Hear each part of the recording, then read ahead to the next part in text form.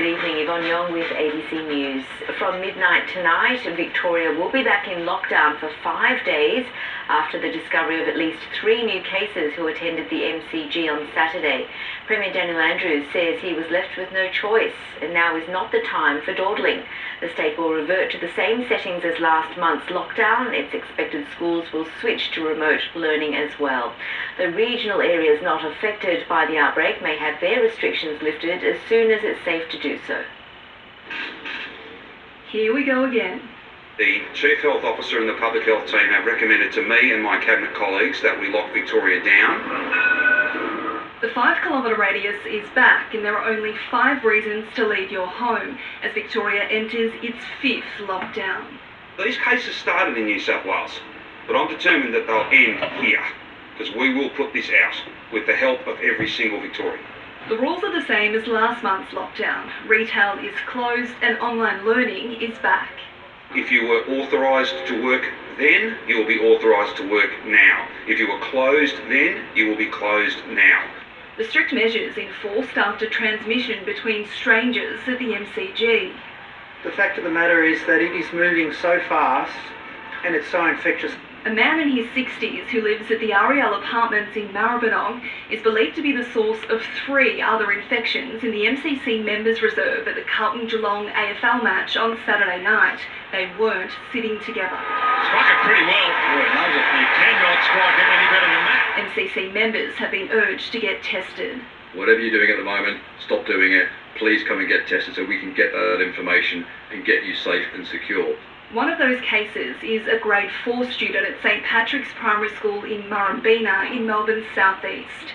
The school was the 3rd to close in the past 24 hours and all students have been ordered to get tested. People know in Victoria more than any other part of the country, 5 days of pain is much better than 5 weeks or 5 months. There are now 18 cases in total linked to the removalists and family from New South Wales.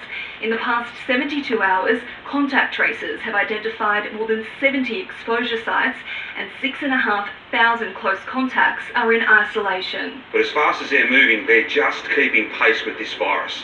They're not getting in front of it. And Victorians have responded quickly too, with huge lines at testing sites across the state. Victorian businesses again suffer at the hands of the virus being carried in from another state. The state opposition says lockdowns should be a last resort and the government's pulled the trigger early. We can't keep living like this. We can't keep going into lockdown every time we get 10 or 12 cases in the community. Masks are once again mandatory indoors and outdoors, and there's a good reason why. One man who spent 5 hours with the removalists who sparked this outbreak was wearing a mask and is yet to catch the virus. His neighbours who weren't wearing masks have tested positive. Bridget Rawlinson, ABC News, Melbourne. Authorities in New South Wales say they're still seeing too many people in the community while infectious, putting the state at risk of another wave.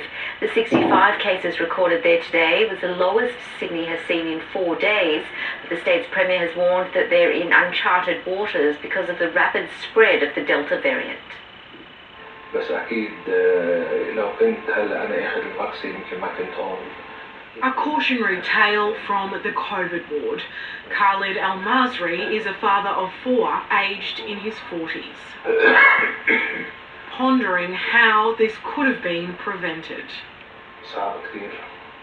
أنا صار كم يوم هلا شوي رجعت عم بقدر أحكي نفسي رجع شوي.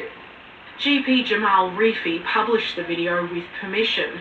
It's spoken in Arabic to get the message out to his local community. We had about 9,000 people who watched that video, and I had numerous phone calls from community members inquiring how they can get a booking for the vaccination.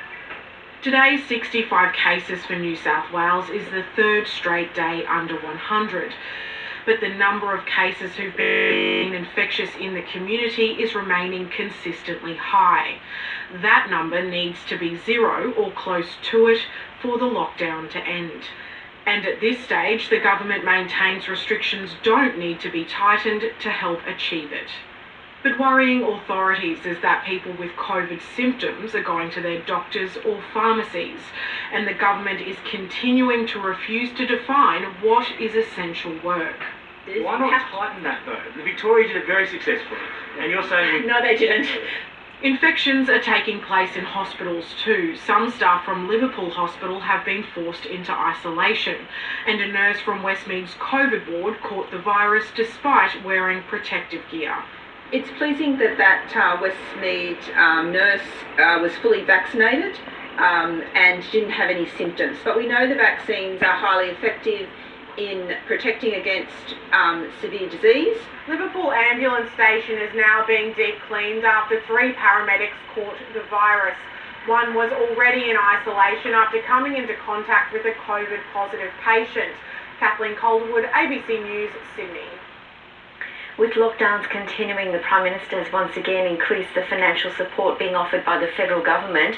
COVID disaster payments will be made even more accessible and paid earlier for any person locked down for more than a week and unable to